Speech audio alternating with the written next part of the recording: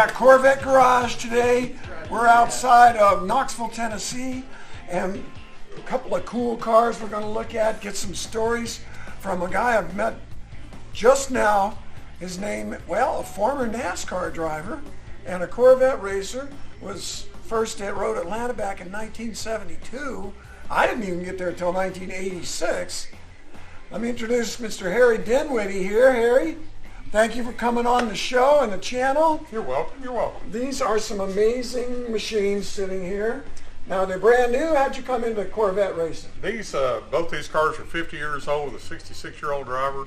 What can go wrong? 50-year-old cars. In college, I ran a Corvette in autocross. Yeah. And going to Road Atlanta in 72, right outside of high school. Did you ever autocross against Hurley Haywood? No. But he did drive my NASCAR car one time. Oh. In 1980 or 81, we got a deal from the Speedway for him to drive the Penthouse Pontiac, our NASCAR Winston Cup car. Penthouse, great sponsor. Yeah. Bob Guccione. Yes. He came down and we put Hurley and Haywood in the car. Wow. Yeah, in 1981 for the Firecracker 400. It's a little bit ironic putting Hurley in a Penthouse car, but that's another subject. That's a way other subject. Irony never fails, does it? It's in his new book, Hurley. Oh, really? Yeah, and I have one, so it's not a secret anymore. But anyway, tell me about this car here. This car was formerly a street car out of New York, and we made it into a race car. What is it? Huh? What is it? It's a Corvette.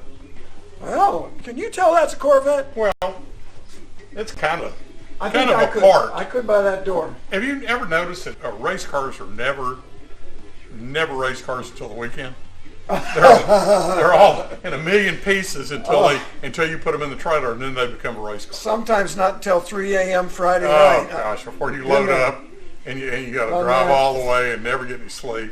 I see car number 73. Does that mean it was a 73? No, it was a 69 model car. Oh, 69. It was actually a street car at one time, and it was burnt, and we got it out of New York. Yeah. And it was we had the frame and the firewall back, and all we got. What? Yeah, okay. That was it. And we've been running vintage racing with this since the early 90s, and it was a regular race car, and we ran an SCCA, and actually was an IMSA GTO car at one time with a hard top and the windshield, and converted it back and forth like a lot of the guys in IMSA did. You ran this car in IMSA? Correct. A little bit? Mm-hmm. Wow. Yeah. What years, kind of era? 78, 79. Wow. Yeah, where we raced against this car. So we actually raced against this car too. You were in the big boy Corvette, so you were racing the Porsche 934, 935. 34s and 35. I've got a picture of one of the Momo cars with John Paul Jr. Yeah. At Road Atlanta in 1978 or 79 in the IMSA car. And that was one of the first 934s. I see a real life Corvette frame down here. It's a real live Corvette. With a roll cage built into it. It's that car, you see where the Savannah Historic Races picture is? It's that car right there. Over there on the left is a picture with Bob Overbit's 79 SCCA runoffs. Wow, and that's the under the bridge, turn 11 at Road Atlanta. Yeah? And ran this car until the early 80s, until I got my NASCAR deal, and ran NASCAR and sold this car. And believe it or not, I found this car in Kentucky in 1990 and bought it back. It was a terrible condition. I started restoring it and making it a current day vintage car.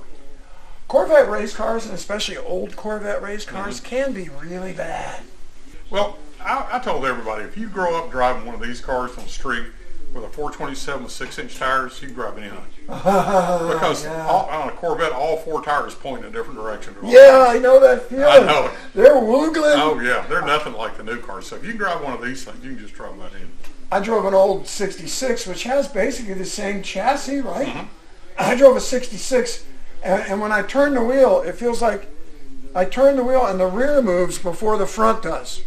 They really move. They really don't feel normal. The rear tires toe in and out during acceleration and braking, and that's when they finally changed them for the C4s with the better suspension front and rear. That was a big step. Yeah, so that was the advancement, from those cars to the new cars. The Corvette had the same chassis from 63 to 82, right? Didn't look the same, but underneath. No, there were just some minor modifications, and the Harry, difference. Great. Well, this is the old car, but it's all been updated to new stuff. We've got Winston Cup brakes on it, or Winston, listen to me talk. Good looking Brembo. NASCAR brakes, and we're just Winston Cup. I know what you're talking about. And this is the motor that's going to go back in it. We're bleeding the clutch out. And what goes here? I believe that might be a carburetor. You still run a carburetor? Well, yeah. A carburetor. How about it? I can't afford a fuel injection. And they're not allowed. You have to be. Don't worry, they make fuel injections that look like carburetors. So well, we've got carburetors now that allow to do fuel injection. This carburetor's from over Mooresville. It's a NASCAR type carburetor. Yeah. And boy, they're nice. Nice. But that motor right there, that's a 421-inch small block. Oh, yeah. It's about 800 horsepower. Wow, you like it big. Yeah. You like it big. And we've been running this one in vintage also. Okay. Tell me about this one, Harry. What do we got? This is the IMSA car that was formerly an SCCA production car also that John Caruso campaigned back in the 70s, from the early 70s, and he almost won the SCCA runoffs in 75 or 76 and was leading the race and got spun out underneath the bridge and finished third. Oh, that happens. Yeah, John Caruso was married to Lynn St. James. Oh. And she also drove the car. And oh, yes. Got her name on the car. Mm-hmm. Lynn is great. I got a lot of respect for her. And she's a racer. Yeah, so this car's got a lot of history too. It's got 50 IMSA starts. This car actually finished 6th overall in 24 hours of Daytona in 77 and 4th in G2. That's incredible. And for the 20 years it had a lap record for a Corvette, the most miles for a Corvette until the C5s came into play. They actually pulled more miles. They didn't run the C4s as a factory effort in 24 hours, I don't think. I don't know. But this car held until 97, held the most mileage and laps in a Corvette. Is this a Greenwood Corvette? It's basically, it wasn't owned by Greenwood. Yeah. But everything underneath it was modified by the Greenwood guys. Wide body. Mm-hmm. It's a Greenwood body. All the underside of it's got a lot of gold strand Greenwood stuff on it. And the guy Emery Donaldson, who built Greenwood's cars in Florida when they were down in Florida, he actually modified this car. But a guy named Dick Breland and John Caruso built this car from scratch. And I remember seeing this car when it was being built in the late 70s. Got the biggest bulge in the hood I've ever seen. Can we see what's under that? Sure. All right, we just lay that right up on top of the hood. And this is a 502 cubic inch motor. We good? No, it's good. 502 cubic inches, aluminum heads. I assume it's the iron block. Steel block. Mm-hmm. Steel block, aluminum intake. Carburetor. Carburetor. What is that carburetor? How big? What is it? That's a 1300 CFM. That's a lot. It's about 800 CFM or 800 CFM, but it pulls as much as 1350. What brand is it? It's made by Willys out of Indiana.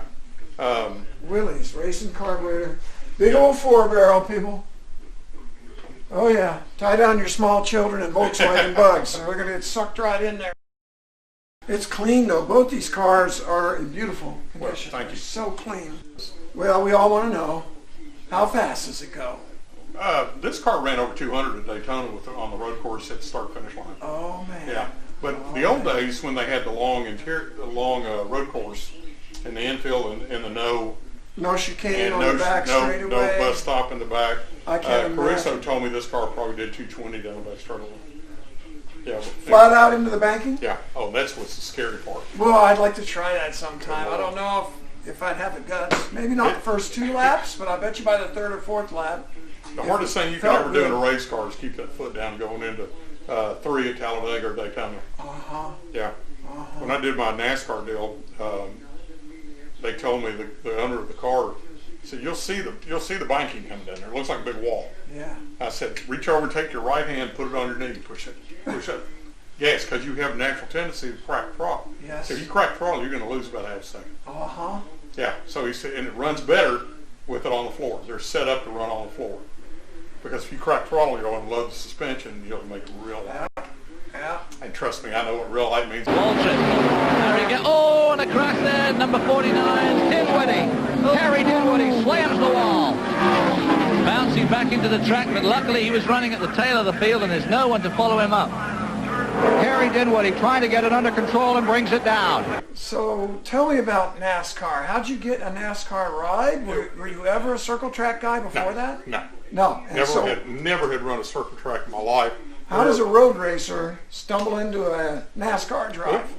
I did this in the newspaper. They did a big article about this, and it's really a surreal experience. What newspaper? The Knoxville Sentinel. It's online if you ever want to look it up. Okay. We were sitting in a bar. We were at an SCCA Trans Am race in Charlotte, and we were sitting in a bar, and all these guys were talking NASCAR, and I said, "Well, I'd love to run one of those cars one of these days." The guy said, "Hang on, I'll bring a guy over here." He brought over DK Ulrich. And DK was Tim Richmond, and Tim Richmond drove for him. Yeah. And of course everybody else did too, Ricky Rudd and a bunch of them. Yeah. And he said, "You're interested in running a car at Talladega? We got coming up." And I said, "Well, yeah." I thought he was kidding, but yeah. So we made a deal, and you're kidding me. X amount of money to. He didn't know me from Adam's house. I know. What did he know about you? He didn't. He knew. Did you know you raced big fat Corvettes? Not really. He was just taking a chance, and he said, "If you got the money, you got sponsorship, we can do it." Our first sponsorship, what it cost us to do that race was $7,500. You couldn't buy 2 sets of tires now for that. And for the whole, and so I got 3 different sponsorship. And Good for you. Augie Pabst gave us money from the Pabst Brewing Company. We're a Pabst beer distributing company. And hey, Pobst. That's Pobst. So amazing how you all. There's a rumor that somewhere back in the family it might have been somebody Pobst. Lost a vowel. Yeah. So you met the guy in a bar. Met him in a bar. Sold we put some a deal sponsorship. Together. Next thing you know, you're in a NASCAR car at Talladega. Not having a clue what I was doing. Arguably the toughest track. Never ran a Busch race. Never ran an ARCA race. Never ran a NASCAR Sportsman race. And here I am. I can't believe it. And here I am running in the NASCAR Preeminent Series. And I'm sitting on the grid ready to go out. I'm thinking, what in the hell am I doing here? And I'm 26 years old. 26. And this guy, DK Ulrich, just put you in the car. Well, he was big. He made money on putting people in the cars. Yes. And starting people out. And I had a few race deal with him, and yeah. And DK said, "Well, listen, if I get a real big deal, I might." We didn't have any contracts back then. Yeah. Everybody just shook hands, and so after that race and a couple others, he called me up and said, "I need to break our deal." I said, "Well, you said." I said, "Who you got coming in?" He said, "Some kid named Richmond, Tim Richmond." So I lost my ride to Tim Richmond. Tim Richmond. Yeah, you just need a little more experience. Yeah, I guess. 26. Well, he was younger than me. So you were in your 20s when you were racing this? Yeah. Wow, I had a VW Golf. So did you ever get one of those old-time NASCAR guys mad at you? No, not really. Nobody came down mad at you? No. You kept your nose clean? I did see. We had run Nashville, and we broke kind of early, so we're sitting on the lane watching the race, and Dale Earnhardt and Kel Yarber were running, and this was Dale's second year. He won rookie year '79, and this is 80. No, it's 81. Oh, yeah. that's So he had won the championship in 80. Okay. So this is 81, and Dale was trying to spin Kel out throughout the whole race, and he got up underneath his tail and about spun him out every. So Buddy Baker always told me, he said, "The only person you need to worry about in this pits is that little short guy that didn't carry on." I said, "What about Earnhardt?" He said, "He's a wuss compared to Kel." Because Kel was a boxing champion in the Navy. He said, "You don't ever mess with him." And after the race was over, Kel won the race, Dale second. Kel came out of his car, jumped on the hood of Earnhardt's car, went over on his side and rips the net down and starts beating the crap out of him in the car. Really? And we're all sitting back. And Buddy Baker's sitting next to me smoking a cigarette going, "Tell me."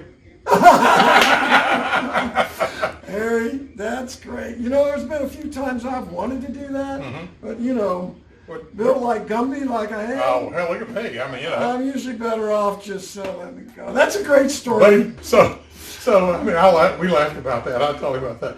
I've never seen that in my life. So that's some of the little funny stories that you get out of that I'll never forget. Yeah, pretty cool, Harry. Yeah. Hey, thanks for talking to us. Hey, it's a pleasure. You're my new hero. Shoot. No, you're my new hero. You're the guy with the video cameras. Well, we'll see you at that HSR race. We'll come down. Walter Mitty. Yeah. Come by, drink beer. Thanks a million. See you at the races. Thanks, sir.